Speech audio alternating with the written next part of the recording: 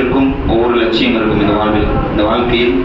ஒரு பள்ளி பயிலக்கூடிய மாணவனை கேட்டால் வாட் இஸ் ஒரு ஆம்பிஷன், அதாவது ஒரு லட்சியம் என்னப்பா அப்படின்னு கேட்டா அந்த மாணவன் சொல்லுவார், என்னுடைய லட்சியம் I am become a doctor, நான் டாக்டர் ஆகணும். I am become a police officer, நான் போலீஸ் ஆஃபீஸர் ஆகணும்.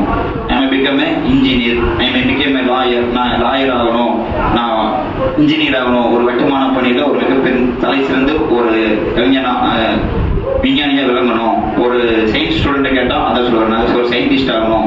இப்படி ஒவ்வொருத்தருக்கும் ஒவ்வொரு லட்சியம் இருக்கும். இது ஒரு கல்லூரி மாணவனை கேட்டா அவனு ஒரு பிசினஸ் மேன் ஆகி நான் பில்கேட்ஸ் ஆகணும், ஒரு பிசினஸ் மேன் ஆகி நான் பில்கேட்ஸ் கீழேயாவது இருக்கணும் அப்படின்னு ஒவ்வொரு லட்சியம் சொல்லுவாரு. இதே வீட்டு பெண்களை கேட்டோம்னா அவங்களுக்கு ஒரு லட்சியம் வச்சிருப்பாங்க, நான் இந்த மாதிரி எங்க தோட்டம் வாங்கணும், தொலைவு வாங்கணும், வீடு கட்டணும், நகைக்கடை வைக்கணும் அப்படின்னு ஒவ்வொருத்தருக்கும் ஒவ்வொரு லட்சியம். இந்த லட்சியம் எல்லாம் இந்த உலகத்தோட முடிஞ்சிடும். மறுமைக்கு ஒரு பயனும் பெறாத லட்சியமாக தான் இன்று நம்மில் பலர் லட்சியமாக கொண்டிருக்கிற ஒரு இது.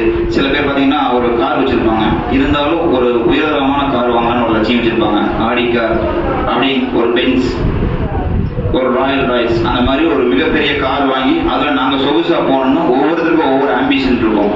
அந்த ஆம்பிஷன் எல்லாமே உலக வாழ்க்கையோட முடிஞ்சிடும். ஆனா மறுமைக்கு நமக்கு என்ன லட்சியம், நம்மளுடைய அதுக்கு நம்ம எப்படி வாழ வேண்டும் என்றுதான் இந்த ஜும்மாவுடைய சாராம்சம். சோனம் தான் ஒரு மூமினுக்கு லட்சியமாக இருக்க வேண்டும். ஒரு முஸ்லீமாக பெயர் வைத்திருக்கிற அல்லது பெயர் வைக்காத முஸ்லீமாக இருந்தாலே அவனுடைய லட்சியம். இப்போ வந்துட்டு முஸ்லீம் அல்லாதன்னு சொன்ன என்ன காரணம் கேட்டீங்கன்னா, மனதளவுல அவர் அல்லாஹ் ஏற்றுக்கொண்டிருப்பாரு, வேற ஒரு மதத்தில் இருப்பாரு, ஆனா நம்ம இஸ்லாத்து மீது கற்றுக் கொடுத்து பேர் மாற்ற முடியாது என்றிருப்பார். அவர்கள சொன்னோம். அப்போ அப்படி இருக்கிற சூழல நம்ம லட்சியம் என்னவா இருக்கணும், மூமினுக்கு சோனம் தான் லட்சியமா இருக்கணும். அந்த சோனம் பெறுவதற்கு நாம் என்னென்ன இந்த உலக வாழ்க்கையில் ஈடுபட வேண்டும், என்னென்ன அமல்கள் செய்ய வேண்டும் என்பது தான் இந்த ஜும்மாவின் சாராம்சம். இது கிட்டத்தட்ட ஒரு மிகப்பெரிய ஒரு சப்ஜெக்ட். இன்ஷா அல்லாஹ் என்னால் முடிந்த வரைக்கும் உங்களுக்கு இந்த விஷயத்தை சொல்லி கொண்டு செல்கிறோம். முடியாத பட்சத்தில் அதனுடைய தொடர்ச்சியை வரக்கூடிய ஜும்மாக்குள் கூட காண நேரிடும். கண்ணியத்திற்குரிய அல்லாஹ்வின் நல்லடியார்களே, அல்லாஹ்வின் தூதர் சொல்கிறார், அல்லாஹ் சொல்கிறான், சோனம் என்பது எந்த கண்ணும் பாத்திராத, மாலா ஐனுன் லஸ், எந்த கண்ணும் பாத்திராத, வலா ஊஜினுன் சமியத், எந்த காதும் அந்த சத்தத்தை கேட்கிறாத, வலா கத்தர அலா கல்வி பசர், எந்த உள்ளமும் நினைத்துக் கொள்ளாத கற்பனை செய்ய முடியாத அளவிற்கு நான் அதை தயாரித்து வைத்திருக்கிறேன். சில நபர்கள்லாம் பார்த்தாங்கன்னா சுற்றுலா செல்வாங்க, சுற்றுலா சென்று இதுதான்ப்பா உண்மையான சொர்க்கம் அப்படின்னு சொல்லிட்டு நம்ம சமூக வலைதளத்துல பதிவிடுவாங்க. ஆனா அல்லாஹ் சொல்லிட்டான், எந்த கண்ணும் பாத்திராத, எந்த காதும் கேட்டிராத, எந்த உள்ளமும் கற்பனை செய்த அளவுக்கு என்னோட சொர்க்கம் இருக்குன்னு சொல்லியிருக்கான். அப்ப அந்த வார்த்தை நம்ம சொல்லக்கூடிய வார்த்தை கூடுமா கூடாது? ஏன்னா அல்லாஹ் சொல்லிட்டான் கற்பனை செய்ய முடியாது நீங்க அதை அப்படின்ட்டான். அப்ப நம்ம போயிட்டு சுற்றுலாத்தலங்களை போயிட்டு இதுதான் சொர்க்கம் அப்படின்னு சொல்றது மார்க்கத்துல கூடாது. அது ஒரு சிறிய இணை வைப்பு மாதிரிதான். கண்ணியத்துக்குரிய அல்லாஹ்வின் நல்லடியார்களே, சொர்க்கத்தில் மொத்தம் 8 வாசல் இருக்கு. அல்லாஹ்வின் தூதர் சொல்றார், ஒவ்வொருவரும் ஒவ்வொரு அமல் செய்தாலும் ஒவ்வொரு சிறப்புகளுக்கும் ஒவ்வொரு வாசல் உள்ளது. ஒவ்வொரு வாசலும் ஒவ்வொரு சிறப்பையும் ஒவ்வொரு அமலையும் கொண்டிருக்கிறார். ஒவ்வொரு அமல்களும் இந்த வாசல்ல சொல்வாரு. உதாரணத்துக்கு தொழுகை நிலையாட்டியிருப்பாரு, அவரு பாபுல் சலா என்ற வாசல் வழியாக நுழைவார். ஜகாத் முறையாக கொடுத்திருப்பாரு, அவரு ஜகாத் என்ற வாசல் வழியாக நுழைவார். அவரு ஜிகாத் செஞ்சிருப்பாங்க, அவங்க ஒரு வாசல் வழியாக நுழைவாங்க, ஜிகாத் என்ற வாசல் வழியாக நுழைவாங்க. நோன்பாளிகள் ரய்யான் என்ற வாசல் வழியாக நுழைவார்கள். இப்படி ஒவ்வொரு அமலையும் கொண்டதுதான் அந்த 8 வாசல்கள். அந்த 8 வாசல்களை பற்றி நாம் இப்ப விரைவாக பார்ப்போம். சுவனம் அல்லாஹ்வின் தூதர் சொல்கிறார், சஹாபி சொல்றாரு, 8 வாசல் கொண்டது. 8 வாசலையும் ஒவ்வொரு அமல்கள் வந்துட்டு செஞ்சவங்க நுழைவாங்க. அவர் சஹாபி கேட்கிறாரு, யாரும் சொல்லலாம் 8 வாசல் வழியாக யாராவது நுழைவாங்களா அப்படின்னு கேட்கும்போது அந்த சஹாபி சொல்றாரு, ஆம் ஒருத்தர் நுழைவார். வர்ஜு அந்தகூன மின்கும் யா அபூபக்கர், அபூபக்கர் ரலியல்லாஹு அவங்க வந்து நுழைவாங்க அப்படின்னு சொல்றாரு. அபூபக்கர் சபையில் இருக்காரு, அபூபக்கர் நுழைவாரு, நான் அதுக்கு சாட்சி சொல்றேன், அதுக்கு ஆதரவு வைக்கிறேன் அப்படிங்கிறாரு. ஏன் என்ன காரணம் கேட்டீங்கன்னா, அல்லாஹ்வின் தூதருக்கு அப்புறம் அபூபக்கர் ரலியல்லாஹு கலீஃபா, அவங்க ஒரு நேரம் தொழுகை விட மாட்டாங்க. அல்லாஹ்வின் தூதர் எப்படி விட்டு சென்றாரோ அதை அப்படியே பற்றி பிடித்து வாழ்ந்த நபர் தான் அபூபக்கர். ஆட்சியாகட்டும், சுன்னாவாகட்டும், வணக்க வழிபாடுகளாகட்டும், எல்லா விஷயத்தையும் அப்படியே செய்தவர் தான் இந்த அபூபக்கர் ரலியல்லாஹு அன்ஹு. தொழுகை விஷயத்திலையும் சரி, நோன்பு விஷயத்திலையும் சரி, எல்லா விஷயங்களிலும் மார்க்கத்தில் என்னென்ன இருக்கிறதோ அத்தனை விஷயமும் அச்சு அசராமல் பிசுறு இல்லாமல் அப்படியே செய்தவர் தான் அபூபக்கர் ரலியல்லாஹு அன்ஹு. அப்போ ஒரு முறை வந்து உமர், அல்லாஹ்வின் தூதர் மரணத்துக்கு அப்புறம் உமர் ரலியல்லாஹு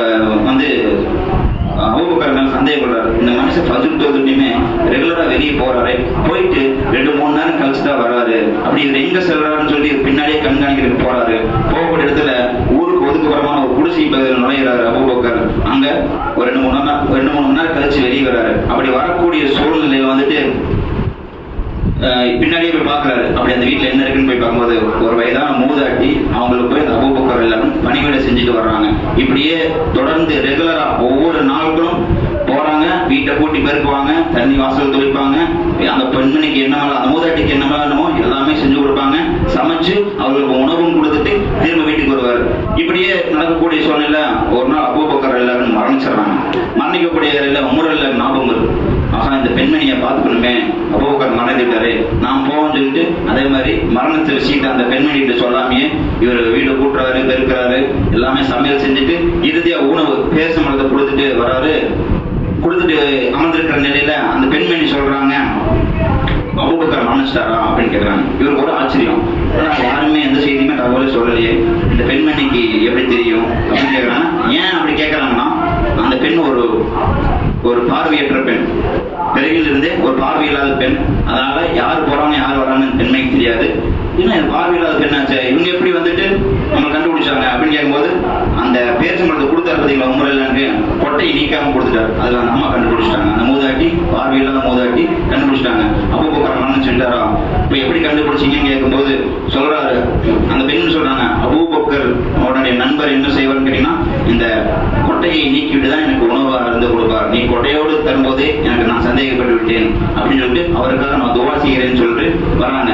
அப்போ இந்த சுவனம் வந்துட்டு இந்த சுவனத்திலிருந்து இந்த வாசல், அந்த வாசலோட தூரம் பாத்தீங்கன்னா ஒரு குதிரை எவ்வளவு வேகமா ஓடினாலும் 40 ஆண்டுகளானாலும் அந்த வாசல் அடைய முடியாது. எங்க மகசூர் மைதானத்திலிருந்து சொர்க்கத்தோட வாசலுக்கு உடைய தூரம் ஒரு குதிரை வேகமா ஓடினாலும் 40 ஆண்டுகள் ஆனாலும் அதை கடக்க முடியாது, அதை அடைய முடியாதுன்னு அல்லாஹ்வின் தூதர் சொல்றார். அப்புறம் அல்லாஹ்வின் தூதர் இதையும் சொல்கிறார், ஒரு சொர்க்கத்தில் ஒரு மரம் உள்ளது, அந்த மரத்தை அடைய வேண்டும் என்று சொன்னால் ஒரு குதிரை எவ்வளவு வேகமாக மூச்சிறைக்க ஓடினாலும் 100 ஆண்டுகளானாலும் அதை அடைய முடியாது என்று இப்படி இருவிதமா சொல்றாரு.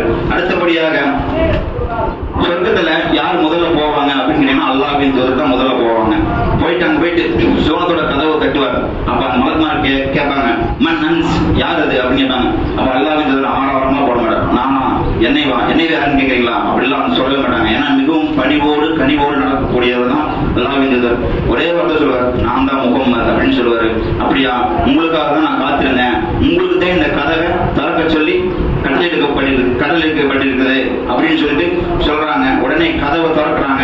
கதவை திறந்தனே அல்லாஹ்வின் தூதர் அவர்கள் சொர்க்கத்தில் நுழைகிறாங்க. அவர்களுக்கு பின்னாலேயே 2 கூட்டம் நுழைகிறது. அந்த 2 கூட்டம் யார் என்று கேட்டால், பௌர்ணமி இரவில் மிளரும் சந்திரனை போல ஒரு கூட்டம். ஒரு பௌர்ணமி நாள் ஒரு நடுக்காட்டில் நம்ம நிக்கிறோம். அப்பதான் அந்த பௌர்ணமியோட பவர் என்னன்னு நமக்கு தெரியும். அந்த நிலாவோட வெளிச்சம் என்னன்னு இருட்டுல தான் நமக்கு தெரியும். இப்ப நமக்கு மின்சார விளக்கு மின் விளக்குகள் இருக்கிறதுனால பௌர்ணமியோட அறிமை தெரியாம வாழ்ந்துட்டு இருக்கோம். மின்சார வசதி இல்லாத ஊர்ல எல்லாம் போனா பௌர்ணமியில தான் அவங்க சில வேலைகளை செய்வாங்க, அந்த வெளிச்சத்துல சில வேலைகளை செய்வாங்க. அப்படியாப்பட்ட ஒரு பௌர்ணமி இரவுல அந்த சந்திரன் எப்படி வானத்தில் மின்னுதோ அது போன்ற ஒரு கூட்டத்தால் அந்த முகத்தில் பிரகாசத்தோடு நுழைவார்கள். இன்னொரு கூட்டத்தால் இருளர்ந்த வானத்தில் ஒரு நட்சத்திரம் மட்டும் எப்படி மின்னுகிறதோ அதே போன்று மின்னிக் கொண்டு செல்வார்கள் என்று அல்லாஹ்வின் தூதர் சொல்கிறார்கள். அப்பொழுது அந்த கூட்டத்தில் நுழையக்கூடிய நபர்கள், அதுல சில நபர்கள் திரும்பி பார்த்துட்டே போவாங்களாமா. ஏன் அப்படி திரும்பி பார்க்கறாங்கன்னு கேட்டீங்கன்னா, அவங்க நினைப்பாங்களாமா, மலக்குமாரி கேட்பாங்களாமா, நான் இந்த மாதிரி என் நண்பருக்கு, என்னுடைய உறவினர்களுக்கு, என்னுடைய பெற்றோர்களுக்கு, என்னுடைய மனைவி குழந்தைகளுக்கு எல்லாத்துக்குமே அழைப்பு கொடுத்தனே, அவர்கள் எல்லாம் இந்த கூட்டத்தில் இல்லையா அப்படின்னு கேட்பாங்க. அவங்க அதுக்கு அந்த மருத்துவர்கள் சொல்லுவார்கள், இந்த கூட்டத்தில் நீ ஏறியதை அவர்கள் ஏற்றுக்கொண்டிருந்தால் நிச்சயமாக அவர்கள் அந்த பின்னாலேயே வந்து கொள்வார்கள் என்று வாக்குறுதி அளிக்கிறார்கள். யார் அவங்க? தாவா செஞ்சவங்க. அதாவது நீங்க நான் தொழுவு சொன்னனே, என் நண்பனை, என்னுடைய உறவினர்களை தொழுவு சொன்னனே, எனது மனைவியை தொழுவு சொன்னனே, என்னுடைய குழந்தைகளை தொழுவு சொன்னனே, அவங்களாம் இந்த கூட்டத்தில் இல்லை என்று அந்த மனிதர் கேட்கும்போது அப்பதான் சொல்றாரு, நிச்சயமாக நீ சொன்னதை அவர்கள் ஏற்றுக்கொண்டு அதன்படி நடந்திருந்தால் நிச்சயமாக அவர்களும் உன் பின்னால் தான் வருவார்கள், நீங்கள் தைரியமாக செல்லலாம் என்ற ஆறுதல் வார்த்தையுடன் வாக்குறுதியும் அளிக்கிறார்கள். ஆக கண்ணியத்திற்குரிய அல்லாஹ்வின் நல்லடியார்களே, எந்த ஒரு விஷயம் யாரு இஸ்லாத்தை பற்றி சொன்னாலோ அதை உதாசீனப்படுத்தாம அதன்படி பின்பற்றி வாழக்கூடிய நன்மக்களாக நாம் இருக்க வேண்டும்.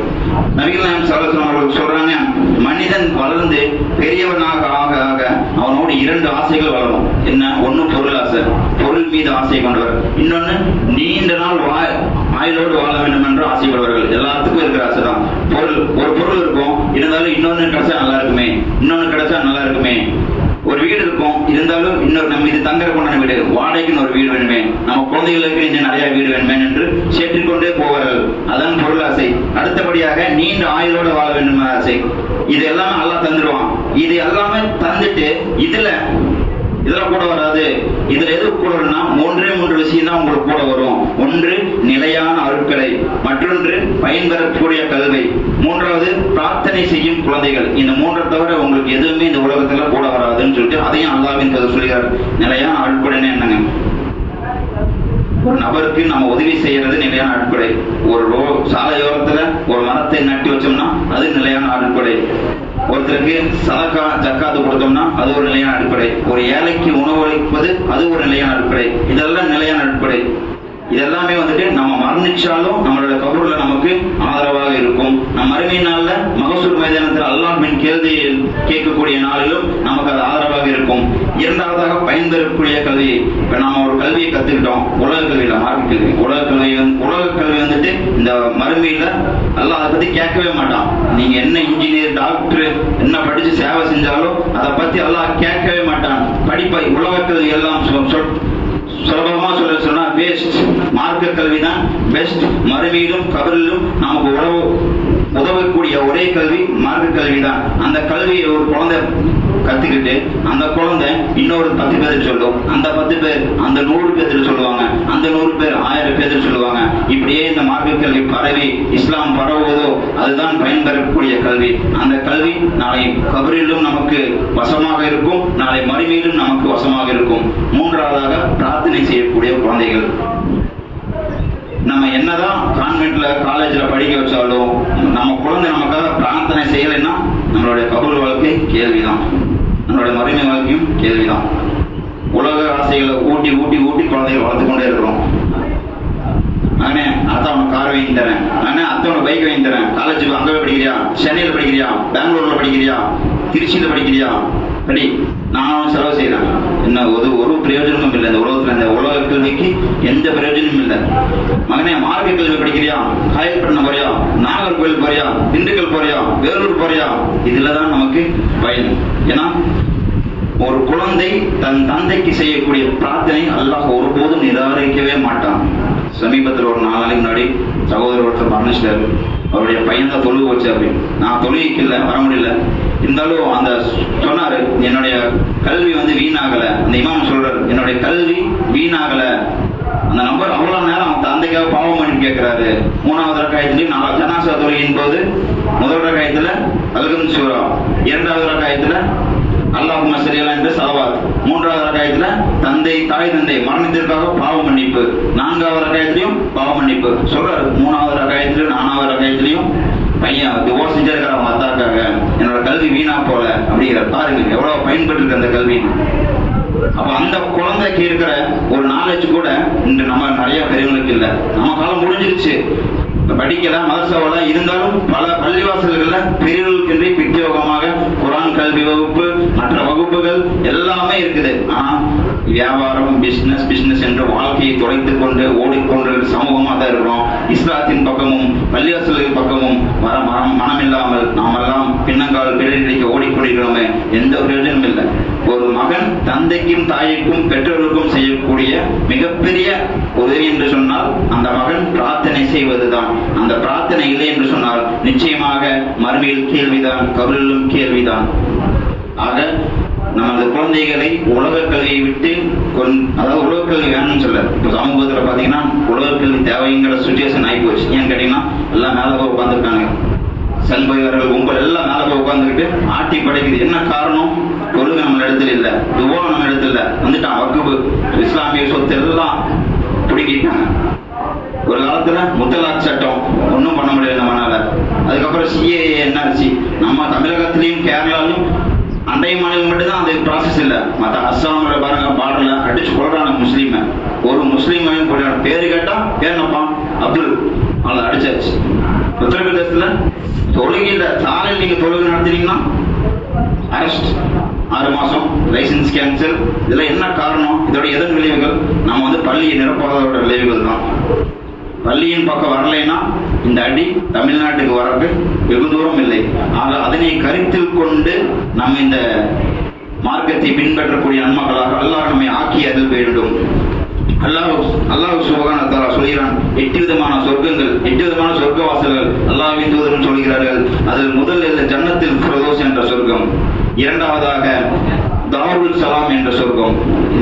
இந்த ஜன்னத்தில் ஃபிர்தௌஸ்னா அதுல எல்லாரும் நுழைஞ்சிட மாட்டாங்க, குறிப்பிட்ட அமல் செஞ்சவங்க மட்டும்தான் நுழைவாங்க. அதே மாதிரி இந்த தாருல் சலாம் என்ற விஷயத்திலையும் குறிப்பிட்ட அமல் செஞ்சவங்க தான் நுழைவாங்க, எல்லாருமே நுழைஞ்சிட மாட்டாங்க. அதே மாதிரி ஜன்னத்துல் அதுனும் மூன்றாவதாக, நான்காவதாக ஜன்னத்துல் நயீம், ஐந்தாவதாக தாருல் குல்த், ஆறாவதாக தாருல் ரயான், ஏழாவதாக மகாது சித்திகுன் என்ற சொர்க்கவாசல், இதெல்லாம் சொர்க்கவாசலுடைய பெயர். எட்டாவதாக ஜன்னத்துல் மஹுவா. இந்த சுவனம் எல்லாமே ஒவ்வொரு அமல்களை ஆரம்ப சொன்னதுதான், ஒவ்வொரு சொர்க்கவாசலும் ஒவ்வொரு அமலையும் ஒவ்வொரு சிறப்பையும் கொண்டது. இந்த சிறப்புகள் கிட்டத்தட்ட 33 அமல்கள் இருக்கு. அது வரக்கூடிய ஜும்மால தொடர்ச்சியாக பார்க்கலாம். அல்லாஹ் சுப்ஹானஹு சொல்றான், இந்த 8 சொர்க்க வாசல்களையும் ஒவ்வொரு நபர்களும் ஒவ்வொரு அமல்களும் நுழைவாங்கன்னு சொல்லியிருக்காங்க. அதுக்கப்புறம் பாத்தீங்கன்னா ஒரு சாரால் எல்லா வாசலும் நுழைவாங்க. அபூபக்கர் சித்திக் ரலியல்லாஹு போது சில மூமின்கள் 2 வாசல் வழியாக நுழைவார்கள், சில மூமின்கள் 3 வாசல் வழியாக நுழைவார்கள், சில மூமின்கள் 8 வாசல் வழியாக நுழைவார்கள். இந்த 8 வாசலோட சிறப்பையும் 33 பாயிண்ட்ஸ் இருக்கு, 33 அமல்கள் இருக்கு. அதை இன்ஷாஅல்லாஹ் கண்டிப்பா வரக்கூடிய ஜும்மால இதோட தொடர்ச்சியா பார்ப்போம்.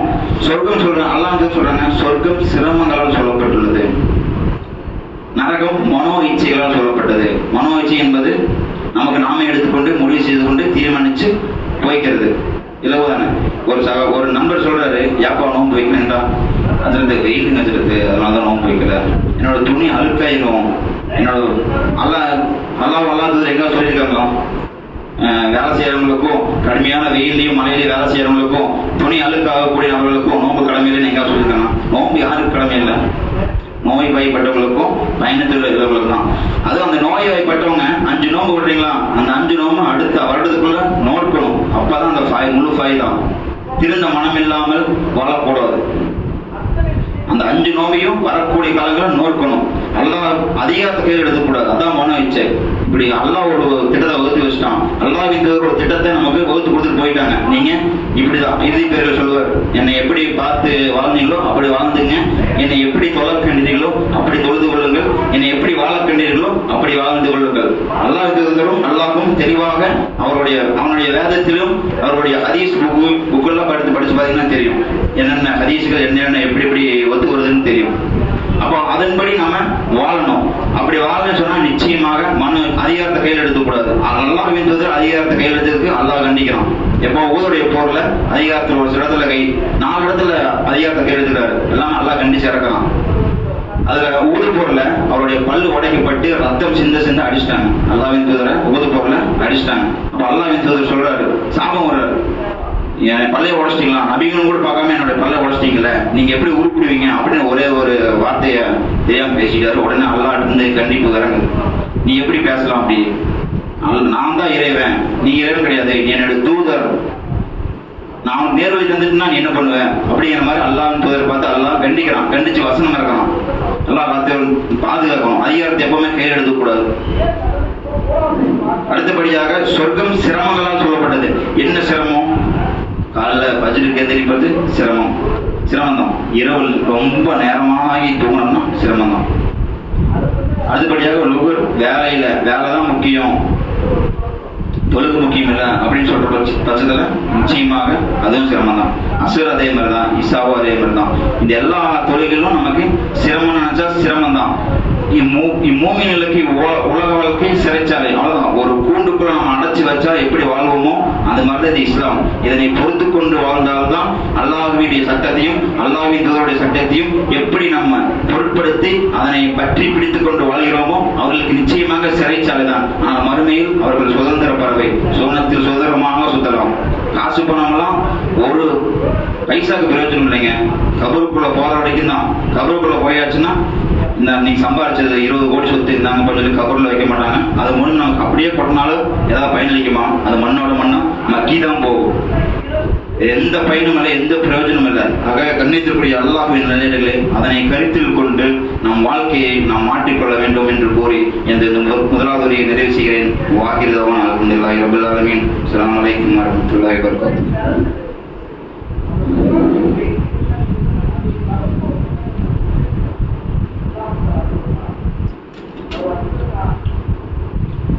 அல்ஹம்துலில்லாஹ். ரப்பனா ஆத்தினா ஃபித் துன்யா ஹஸனத்தன் வ ஃபில் ஆகிரத்தி ஹஸனத்தன் வ கீனா அஸாபன்னார். கண்ணியத்திற்குரிய அல்லாஹ்வின் நல்லடியார்களே, முதலிலே நாம் சோனத்தை பற்றி பார்த்தோம். சோன லட்சியம் என்பது சோனம், நமது லட்சியம் என்பது சோனம். அதில் எந்த ஒரு மாற்று கருத்தும் இல்லாமல் வாழக்கூடிய நன்மகளாக அல்லாஹ் நம்மை ஆக்கியது வேண்டும். சொர்க்கத்தில் ஒரு சந்தை ஒன்று உள்ளது. அந்த சந்தையில மனைவிமார்கள்லாம் வந்து கணவனை சந்தைக்கு அனுப்பிச்சிடுவாங்க. அந்த சந்தை எப்போ கூடுன்னு பார்த்தீங்கன்னா வெள்ளிக்கிழமை அல்லாஹ் ஏற்படுத்துவான் சந்தையில. அந்த சந்தைக்கு செல்லக்கூடிய நேரத்துல அந்த ஒரு விதமான பருவக்காற்று வீசி அவர்கள் முகங்களில் எல்லாம் சொர்க்கவாசிகளின் முகங்களில் எல்லாம் ஒரு விதமான புழுதி காற்று வந்து அடிக்கும். அந்த புழுதி காற்று எப்படிப்பட்டது என்றால் நறுமணம் வீசக்கூடியது. கஸ்தூரி வாடையை விட மிக அதிக நறுமணம் வீசக்கூடிய ஒரு காற்று. அந்த காற்று முகத்தில் மண்ணாக வந்து முகத்தில் அடிக்கும். அப்ப பார்த்தீங்கன்னா அவங்க முகம் பொழிவு பெற்றுருவாங்க. உடனே திரும்பி துணிவிட்ட வருவாங்க, மனைவிட்ட வருவாங்க. சந்தைக்கு போயிட்டு மனைவிட்டு வரும்போது மனைவி கேட்பாங்க, பாருங்க எப்படி இருக்கு காதல் பாருங்க.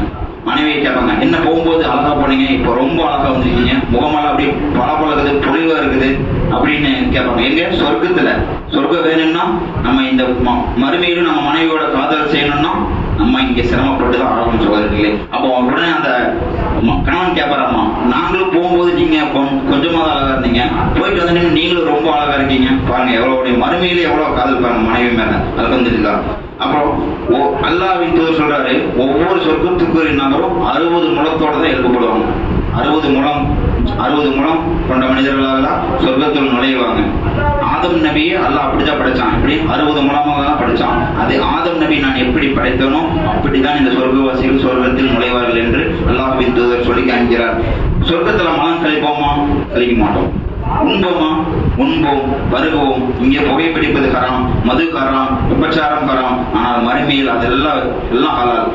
ஏன்னு விரும்பியதை சாப்பிட்டுக்கலாம், என்ன வேணாலும் சாப்பிட்டுக்கலாம். கோவிலின் பெண்களை எத்தனை வேணாலும் திருமணம் செஞ்சு கொள்ளலாம், நம்ம விருப்பப்பட்ட மட்டும். அப்போ நம்ம இந்த உலகத்துல மன உணர்ச்சிகளை அடக்கி அல்லாஹ்வுக்கு கட்டுப்பட்டு அவர்களாக வாழ்ந்தோம் என்று சொன்னால் மறுமையில் இதெல்லாம் ஹலால். இதுங்க புகைப்பிடிச்சுக்கலாம், மறுமையில் புகைப்பிடிச்சுக்கலாம், மது அருந்தி கொள்ளலாம். என்னென்ன இங்க ஹராமாக ஆக்கப்பட்டுள்ளதோ அங்க எல்லாம் ஹலால். நினைச்சா போது வந்துடும். நீங்க மது நினைக்கிறீங்களா, வந்து முன்னாடி நிற்கும். புகைப்பிடிக்கணும் ஆசைப்படுறீங்களா, வந்து முன்னாடி நிற்கும். ஆனா இவ்வளவு தூரம் அது காரணம். எத்தனை நபர்கள் புகைப்பிடிப்பதன் காரணமாக மருத்துவமனையில் நெஞ்சு வலி, நுரையீரல் புற்றுநோய் போன்ற பல காரணங்களுக்காக மருத்துவமனை அனுமதிக்கப்படுகிறார். என்ன காரணம்னு கேட்டீங்கன்னா அதுதான் தீய பழக்கத்தினால நமக்கும் சிரமம், நம்ம குடும்பத்தார்களுக்கும் சிரமம், நம்ம குழந்தைகளுக்கும் சிரமம், எல்லாத்துக்கும் சிரமம். அப்போ அவங்க அல்லாஹ் சொல்றார், அவர்கள் மறுமையில் சொர்க்கத்தில் உண்பார்கள், பருகுவார்கள். ஆனால் அவர்களுக்கு மலம் கலைக்க மாட்டார்கள், சிறுநீர் கலைக்க மாட்டார்கள், மூக்கு சிந்தவும் மாட்டார்கள். அப்போ ஒரு சாபி கேட்கிறார், அப்புறம் எப்படி மலம் வெளியேறும்? வேர்வையின் மூலமாகவும் அல்லது ஒரு விதமான மூச்சுக்காற்று வயிற்று வழியிலிருந்து வாயில் வருவதே ஏப்பம் சொல்லணும். அந்த வாயிலாக நறுமணத்தோட அதோட கழிவு வெளியேறும். கஸ்தூரி வாடையை போன்று அந்த ஒரு விஷயம் நடைபெறும் அப்படிங்கிறாங்க. இது மலம் கழிவாடை எப்படி வரும்? வயிற்று பகுதியிலிருந்து நெஞ்சு பகுதி அடைந்து நெஞ்சு பகுதியிலிருந்து வாயு வழியாக வெளியேறும் அப்படின்னு சொல்றாங்க.